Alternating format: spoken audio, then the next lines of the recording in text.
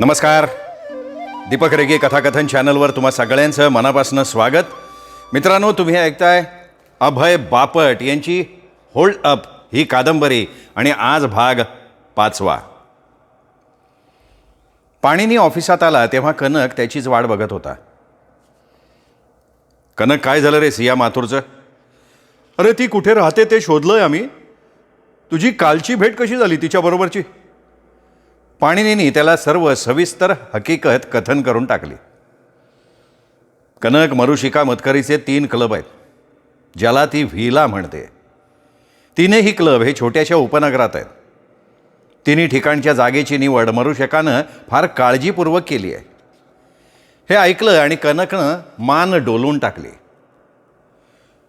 तुझा जो माणूस माझ्यावर लक्ष ठेवून होता, मी क्लबमध्ये गेल्यापासून त्याने आम्ही बाहेर पडल्यानंतर आमचा पाठलाग केला असेल ना नक्की? अरे त्या गाडीनी तुम्हाला गोलगोल फिरवून पुन्हा त्याच क्लबच्या मागच्या दारात आणून सोडलं होतं. नाही, माझ्या ते लक्षात आलं होतं त्याचवेळी.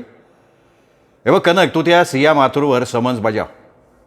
कमोद कुमठेकरची सगळी माहिती काढ. विशेषतः त्याच्या आयुष्यात अशी एखादी स्त्री आहे का जिला होल्डअपच्या दिवशी आपण कामोदबरोबर असल्याचं सिद्ध होणं अडचणीचं होतं? ठीक आहे. पाणिनी, मला त्या सिया माथुरबद्दल काहीतरी खटकतोय बरं का. मी तिला विलासपूरहून ताब्यात घेतलं. मला टीप होती की ती गेले 3-4 महिने विलासपूरमध्ये होती. तीही तसंच म्हणाली. आम्ही काल रात्री जेव्हा तिच्यावर पाळत ठेवली तेव्हा आमच्या लक्षात आलं की तिचं या शहरात सुद्धा एक घर आहे. नाही, नुसतं घर असणं समजू शकतो ना आपण, पण मला संशय आहे की ती 2 आयुष्य जगती आहे. एक विलासपूरला कोणाबरोबर तरी आणि एक इथे. वैशी, कुठे राहते? कुठे ती? धनुष्य अपार्टमेंट, 1347 शिवाजीनगर. समन्स काढ तिच्यावर. आपण कोर्टात ते सगळं बाहेर काढू. तिच्या अपार्टमेंटवर नजर ठेवता आली का तुला? पाणिनीने विचारलं. 3 माणसं नेमलीत मी पाणिनी. 2 गाडीत बसली आहेत. तरीही तिच्या घरात नेमकं कोण जातंय ते समजायला मार्ग नाही, कारण त्या इमारतीत 33 फ्लॅट आहेत. त्यातल्या त्यात नशिबाचा भाग असा की तिच्या इमारतीत जाताना गेटवरची फ्लॅट नंबरची बेल दाबायला लागते. आत येणारा माणूस कुठल्या फ्लॅटची बेल दाबतोय ते आम्हाला कळेल अशी व्यवस्था आम्ही केलेली आहे. अरे वा, ती कशी काय? त्या इमारतीसमोरच्या हॉटेलमध्ये माझा 3रा माणूस राहायला गेलाय. तो दुर्बिणीतनं सतत धनुष्य इमारतीच्या गेटवर नजर ठेवून आहे. अरे वा, हे मस्तच झालं आहे. पाणिनी एकदम खुश झाला. तिला समन्स गेल्यानंतर मी तिथे जायचा विचार करतोय बरं का. पण मला सांग, तुझ्या हॉटेलातला तो हेर मला कसा भेटेल कनक? अरे सरळ 102 नंबरच्या खोलीत जा. एकदा दार वाजव, 3 सेकंदांनी पुन्हा 2 वेळा वाजव. पुन्हा 3 सेकंद झाले की 3 वेळा वाजव. हा आमचा कोड नॉक आहे. तो तुला आत घेईल आणि तुला ओळखतो तो. बरं, आणि कामोद कुमठेकरबद्दल काय माहिती? बांधकाम क्षेत्रातला नावाजलेला माणूस आहे तो. स्वतःच्या नावाला जपणारा आहे फार. तो मोठा गुंतवणूकदार म्हणून सुद्धा ओळखला जातो. आणि आश्चर्य म्हणजे मरुशिका मतकरीला तिच्या क्लबसाठी म्हणजे त्या व्हिलासाठी त्यांनीच जागा खरेदी करून तिला भाड्याने दिले आहेत. अरे म्हणजे ज्या उपनगरात त्यांनी त्या मिळवून दिल्या तिथले पोलीस सुद्धा त्याच्या हातातले असावेत.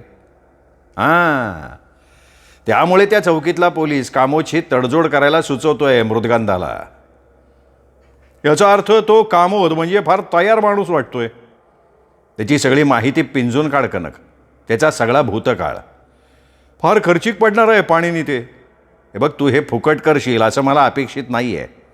अरे पण तू स्वतःच्या पदरच्या खर्चानं हे सगळं का करतोयस? न्यायासाठी करतोय मी कनक, आणि हे तुलाही माहिती आहे. पाणिनी, तुला एकदा तरी असं मनात आलं का की जरी कोणीतरी आरोपी अडकेल असा प्रयत्न करत असेल आणि मरुशिका आणि कमोद एकमेकांना सांभाळून घेत असतील तरी सुद्धा आरोपी म्हणजे इनामदार हा खरोखर दोषी असावा? नाही, बिलकुल नाही, कधीच नाही. पाणिनी पटवर्धन म्हणाला आणि तिथनं निघून गेला. कनकचा हेर ज्या हॉटेलात उतरला होता त्या हॉटेलमध्ये पाणिनी पटवर्धन पोहोचला. कनकनं सांगितलेला कोड नॉक त्यांनी दारावर वाजवला. थोड्या वेळानं आतमध्ये पावलं वाजल्याचा आवाज आला. नंतर दाराला आतनं सेफ्टी चेन अडकवल्याचा आवाज आला. आतल्या माणसानं दाराला फट पाडून पाणिनी पटवर्धनकडे बघितलं त्याची खात्री पटल्यावर त्यांनी मान डोलावली. पण पाणिनीला आत घेऊन पुन्हा दार बंद करेपर्यंत तो पाणिनीशी काही बोलला नाही. आत आल्यानंतर तो बोलला. अरे पटवर्धन, तुम्ही येणार मला माहिती नव्हतं. तो म्हणाला, नाही मी सहज आलो. म्हटलं इथली तुमची व्यवस्था नजरे खालून घालावी. कसं काय चाललंय? व्यवस्थित चाललंय. मी इथल्या दुर्बिणीतनं नीट नजर ठेवली आहे, काळजी करू नका. पाणिनी पटवर्धननं दुर्बिणीजवळ जाऊन त्यातनं बघितलं. माझ्या डोळ्याच्या आकारानुसार मी ती जुळवून ठेवलेली आहे. तुम्ही ती तुम्हाला हवी तशी ॲडजस्ट करून घेऊ शकता बरं का. नाही ठीक आहे, मला खात्री आहे चांगली आहे ती. आम्हाला हीच काळजी घ्यायची होती ना की ज्या ठिकाणून समोरच्या इमारतीचं गेट दिसेल आणि गेटवरचा माणूस कुठल्या फ्लॅटच्या समोरचं बटण दाबतोय ते दिसेल, अशी जागा निवडायची होती ना आम्हाला. अरे एक मिनिट आहे, थांबा, कोणीतरी येतं आहे बरं का गेटजवळ. पटवर्धन, तुम्हाला बघायचं आहे का मी बघू? पाणिनी पटवर्धन पुढे झाला. त्यांनी दुर्बिणीला डोळे लावले. एक छान पोशाख केलेली तरुणी गेटजवळ आली होती. पाणिनीनं बघितलं तर तिने 409/1 या क्रमांकाचं बटण दाबलं होतं, पण त्याला नाव नाही वाचता आलं. मी तिथल्या सगळ्या फ्लॅटवाल्यांची नावं टिपून घेतली आहेत बरं का. 409/1 मधला माणूस म्हणजे सुरेल कंपन नावाचा माणूस आहे. त्याच्याकडे सारख्या अशाच बायका येतात बरं का. त्या येतात, साधारण अर्धा तास बसतात आणि निघून जातात. ही बाई आजच्या दिवसातली 5वी बाई आहे इथली. हो.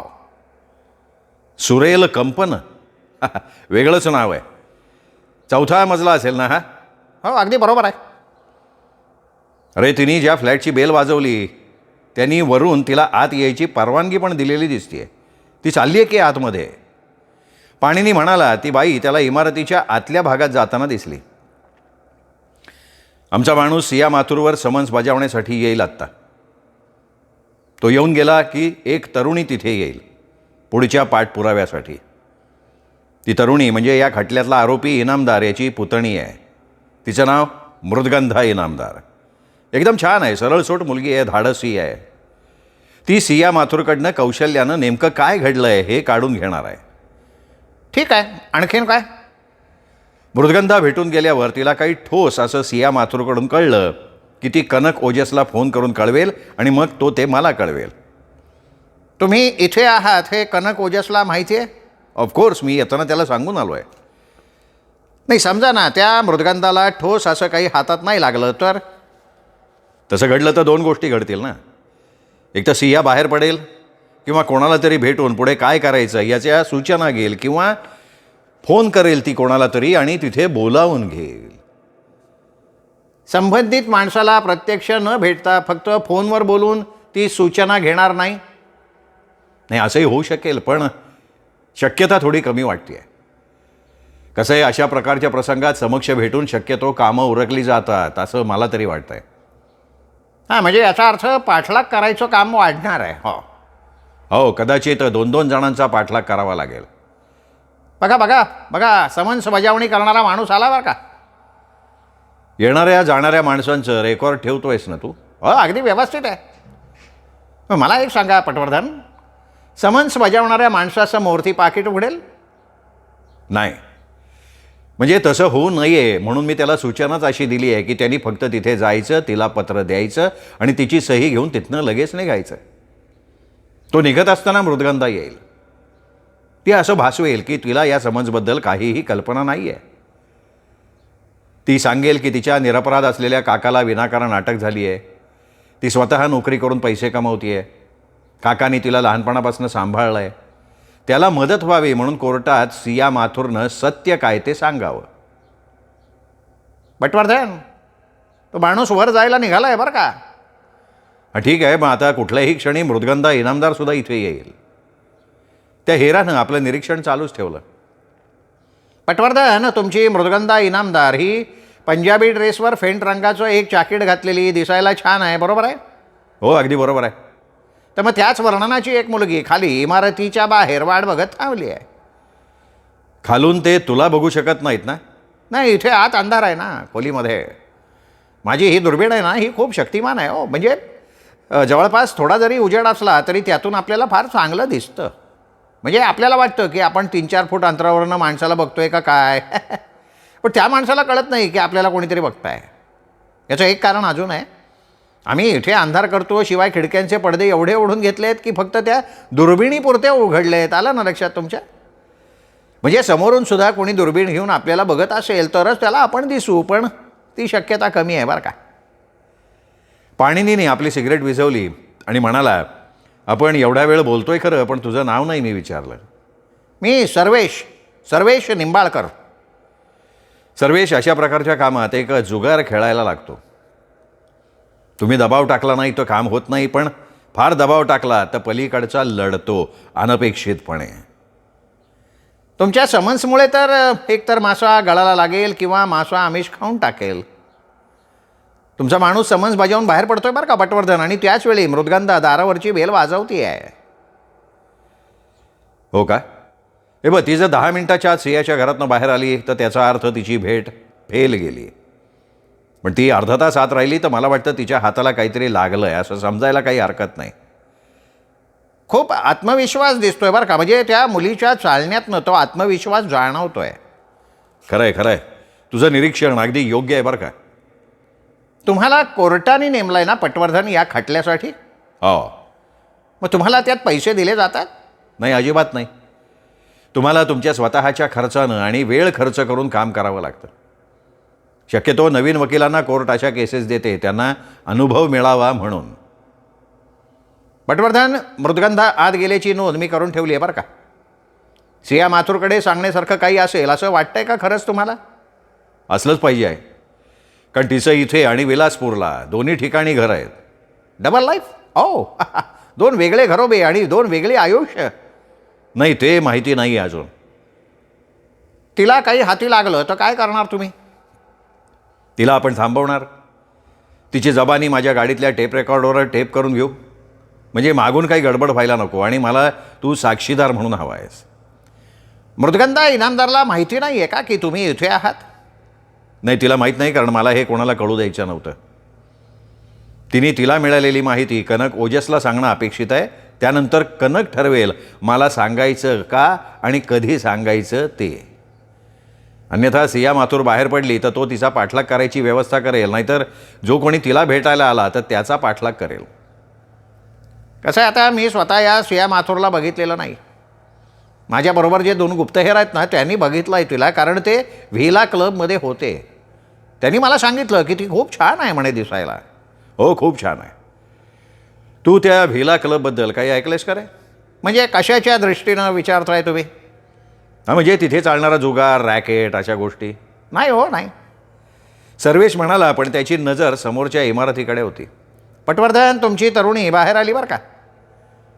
पाणीनी पटकन खुर्चीतनं उठला, खिडकीजवळ गेला. ती बाहेर येते, खूप एक्साईट झालेली दिसते बरं का ती. तिने खाली येऊन रस्त्याच्या दोन्ही बाजूला बघितलं आणि हातात फोन घेतला. हां, म्हणजे आता ती नक्की कनकला फोन करत असणार. याचाच अर्थ तिच्या हाती काहीतरी जबरदस्त असं लागलं आहे. आता कनक ओजस मला फोन करेल इथे, पाणिनी म्हणाला, आणि थोड्याच वेळात पाणिनीला अपेक्षित होतं तसा फोन वाजला. पाणिनी, मृदगंधाचा फोन आला होता मला. तू तिला आत्ता तिथून बाहेर पडताना बघितलं असशीलच. तिने सांगितलं की सियाला समन्स मिळाल्या मृदगंधा तिच्या दारात पोहोचली होती. मृदगंधा काय बोलतीये हे तिने अगदी थोडं ऐकून घेतलं. अचानक ती बाथरूममध्ये घेतली आणि झोपेच्या गोळ्याची बाटली आणि पाणी घेऊन बाहेर आली. तिने त्यातल्या काही गोळ्या पाण्याबरोबर गिळून टाकल्या. कनक ओजसनं माहिती दिली. अरे बापरे, अरे पण हे अनपेक्षित घडलंय पाणीनी. आता पुढे काय करायचं? पोलिसांना कळवायला लागेल ना. नाही, आपला सगळा प्लॅन खराब होईल त्यामुळे. नाही, त्याला इलाज नाही. पोलीस तिला हॉस्पिटलमध्ये घेऊन जातील, तिच्या पोटातलं विष बाहेर काढतील, तिला वाचवतील. अरे, मला वाटत होतं की तू म्हणशील की तुझ्या ओळखीचा डॉक्टर आणून तिला वाचवूयात, म्हणजे नंतर ती बरी झाली की तू तिचा जबाब व्यवस्थितपणे घेऊ शकशील. नाही, समजा तिने त्यांच्याकडून उपचार करून घ्यायला नकार दिला तर? त्यापेक्षा ती भानगडच नको ना. कनक, पोलिसांना बोलव आणि सगळं सांगून टाक. काय काय सांगायचं काय नेमकं? हे बघ, कुठल्या केसमध्ये तू काम करतोयस याचा उल्लेख न करता एवढंच सांग की तुझा माणूस समन्स घेऊन तिच्या घरी गेला होता. तिने झोपेच्या गोळ्या गिळून आत्महत्येचा प्रयत्न केला. अच्छा, म्हणजे पोलिसांची अशी समजूत करून द्यायची का की त्या माणसासमोर तिने गोळ्या घेतल्या? अरे त्यांना फार सविस्तर सांगायची गरज नाही आहे. तू पटकन फोन कर आणि सांग ना त्यांना मी जे काय तुला सांगितलं आहे ते. पाणीनी म्हणाला आणि त्यांनी फोन बंद करून टाकला. सर्वेशनी त्याच्याकडे बघितलं. सर्वेश, आमच्या फोनवरच्या संभाषणावरनं तुला कळालं असेल काय घडलंय ते. हां, साक्षीदार म्हणून कोर्टात जायला लागू नये म्हणून तिने स्वतःला संपवण्याचा प्रयत्न केला का? सर्वेशनी विचारलं. हां, असं दिसतंय खरं. तर हे म्हणजे विचित्रच झालं की काहीतरी. तेच ना, अनपेक्षित आहे हे सगळं. ठीक आहे, कनक आता पोलिसांना फोन करेल. त्यानंतर थोडा वेळ कोणी काही बोललं नाही. दोघांच्याही चेहऱ्यावर तणाव दिसत होता. पाणीनीनं तोपर्यंत आणखीन एक सिगरेट पेटवली. खुणेनं सर्वेशला हवे का विचारलं. त्यांनी नकार दिला. असाच आणखीन वेळ गेला आणि गाडीचा सायरन ऐकू आला. कनकने लगेचच पोलिसांना फोन केलेला दिसतोय. पण त्या मानानं लवकर आले बरं का पोलीस. पाणीनी म्हणाला. सर्वेश खिडकीजवळ गेला, पडदा बाजूला केला. ॲम्ब्युलन्स आहे, पोलीस नाही आहेत बरं का. तो म्हणाला आणि ॲम्ब्युलन्समधनं पांढऱ्या कपड्यातले कर्मचारी उतरले, दाराच्या दिशेनं जायला लागले. नाही, मला हे अनपेक्षित आहे बरं का. मला वाटलं होतं आधी पोलीस येतील, इथली परिस्थिती बघतील आणि मग ते ॲम्ब्युलन्स बोलवतील. त्यांनी ओजसच्या शब्दावर विश्वास ठेवला आणि आधी तिचा जीव वाचवण्याला महत्त्व दिलं असं वाटतंय. नाही, पोलीस नसतील तर ती त्यांच्याबरोबर ॲम्ब्युलन्समधनं जायला तयार होणार नाही. मला नाही वाटत ती विरोध करायच्या अवस्थेत असेल. गुंगीत असेल ना ती. नाही, अशा गुंगीच्या गोळ्या एवढ्या त्वरित परिणाम नाही करत. थोड्या वेळात ती स्वतःहून आपोआप शुद्धीत येईल. तिला ते खाली घेऊन आले की तू तिला नीट बघून घे. पुन्हा ओळखायची वेळ आली की तू तिला ओळखू शकशील अशा पद्धतीने बघ तिला. त्यांनी डोळ्याला आपली दुर्बीण लावली. थोड्या वेळातच त्या 2 कर्मचाऱ्यांनी एका तरुणीला चालवत आणलं. ती चालत होती पण तिचं डोकं लुळं पडल्यासारखं एका बाजूला झुकलं होतं. शी. सर्वेश म्हणाला. काय झालं रे? नाही, तिने डोकं खूप खाली झुकावलंय. मला नीट दिसत नाही आहे तिचा चेहरा. वैतागून सर्वेश म्हणाला. आणि हो, तिला ते आता ॲम्ब्युलन्समध्ये टाकतायत बरं का. ठीक आहे, तुझ्याकडे तिचा फोटो आहे ना, त्यावरून तू ओळखू शकतोस ना. आहे, ओजसनं दिला होता. पण ओळख पटवताना मला फोटोवरून ओळखायच्या ऐवजी प्रत्यक्ष बघून ओळखायला जास्त आवडलं असतं बरं का. नाही, हे एकदम मान्य आहे. पण आता इलाज नाही आहे. तिला गुंगीतून जाग यावी म्हणून त्यांनी तिला मुद्दाम चालवत आणलेलं असावं. तिला उभं करून ठेवण्यासाठी तिच्या दोन्ही बाजूने त्यांना उभं राहावं लागलं असेल आणि त्यामुळे आपल्याला तिचा चेहरा दिसू शकला नाही. सायरन वाजवत ॲम्ब्युलन्स तिला घेऊन निघून गेली. पाणीनी पटवर्धन उठून बाहेर जायला निघाला. आणखीन एक सायरनवाली गाडी येते बरं का पटवर्धन. बाहेर जाता जाता पाणीनी थांबला. पुन्हा खिडकीजवळ गेला. त्यांनी बघितलं तर पोलिसांची गाडी त्या इमारतीच्या समोर उभी होती. आतून 2 अधिकारी उतरले.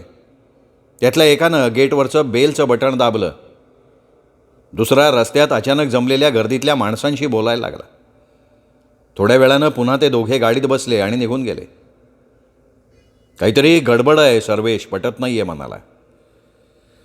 मला सांग सर्वेश, ती ॲम्ब्युलन्स एवढ्या लवकर कशी पोचली इथे?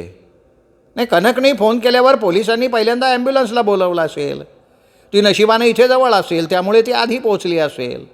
पोलीस लांब असतील जरा त्यामुळे उशिरा आले असतील. असं घडतं कधीतरी नाही का. नाही, मला हा एकमेव खुलासा पटेल असा आहे. पण वस्तुस्थिती तशी आहे का? नाही, आता ते तिला वाचवतील हे नक्की. हे बघ, मी आता माझ्या ऑफिसला निघतोय. इथे जर कनकचा फोन आला तर त्याला सांग 15 मिनिटात माझ्या ऑफिसला मी पोहोचीन. काही हवं असेल तर त्यांनी तिथे फोन करावा. मग आता ते अपार्टमेंटवर नजर ठेवायची गरज आहे का नाही आहे? पाणीनी विचारात पडला. हे बघ सर्वेश, तू असं कर, जरा वेळ थांब इथे आणि कोणी तिच्या दाराची बेल दाबतंय का त्याकडे लक्ष दे. त्याच्या गाडीचा नंबर टिपून ठेव. जेव्हा काम थांबवायची वेळ येईल तेव्हा कनक ओजस तुला निरोप देईलच. नशीब आपलं तिने हा प्रकार करण्यापूर्वी तिला समज बजावलं गेलं होतं. माझा सगळा प्लॅन धुळीला मिळाला ना. पुन्हा मला सोमवारी कोर्टात काय होईल त्यावर अवलंबून राहावं लागणार आहे आता. का हो, तुम्हाला तसं व्हायला नको होतं का? बिलकुल नको होतं. पण तुम्ही समज त्यासाठी दिलं होतं ना, ती कोर्टात यावी म्हणून. ते फक्त दाखवायला. पण कोणीतरी आपल्याला वरचढ ठरलंय हे लक्षात घे. मित्रांनो, हा 5वा भाग इथेच संपला. 6वा भाग उद्या. तोपर्यंत नमस्कार मित्रो.